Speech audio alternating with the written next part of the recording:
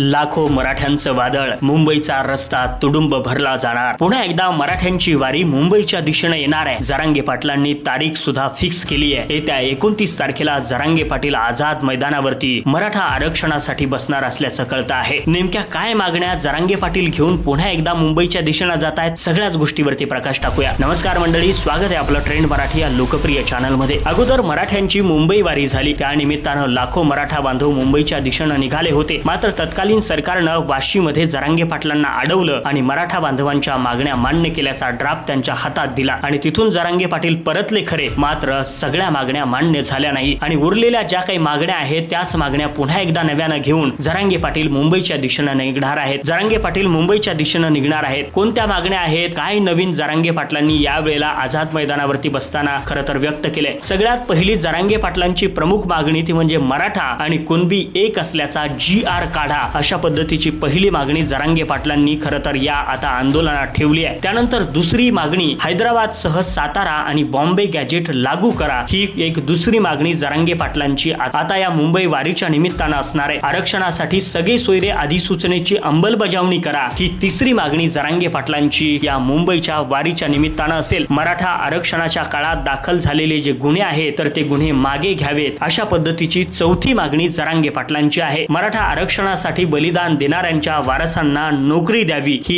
एक पाचवी मागणी जरांगे पाटलांनी या वेळेला ऍड केल्याचं पाहायला मिळतं आहे। अशा पद्धतीनं या प्रमुख 5 मागण्या जरांगे पाटलांच्या असणार आहेत। मुंबईच्या दिशेनं जरांगे पाटील निघाले ते हे 5 ध्येय घेऊन, या 5 मागण्या सरकारकडे घेऊन खरं तर जरांगे पाटील येत्या 29 ऑगस्टला आझाद मैदान मुंबई इथं उपोषणासाठी बसणार असल्याचं कळतंय। त्यांच्यासोबत मराठा बांधव सुद्धा असणार आहेत। आता ही आर आणि पारची लढाई असणार आहे। जोपर्यंत यश मिळणार नाही, लढा यशस्वी होणार नाही, तोपर्यंत जरांगे पाटील पाठीमागे सरणार नसल्याचं कळतंय। एवढंच नाही तर जोपर्यंत मराठ्यांना आरक्षण मिळणार नाही तोपर्यंत डोक्यावरती फेटा सुद्धा बांधणार नाही, अशा पद्धतीचा पण जरांगे पाटलांनी घेतलाय आणि जर कुणी आडवा आला तर ते महागात पडेल, अशा पद्धतीचं वक्तव्य सुद्धा जरांगे पाटलांनी केलंय। मुंबईच्या दिशेनं मराठा बांधव आणि जरांगे पाटील निघणार आहेत। प्रमुख 5 मागण्या त्यांच्या असणार आहेत। या कोणत्या मागण्यांना किती यश मिळेल खरं तर येणारा काळ ठरवेल। वेळोवेळी अपडेट आपल्यापर्यंत पोहोचवण्याचं काम आम्ही करू, त्यासाठी आपल्या ट्रेंड मराठीला सबस्क्राईब करून ठेवा।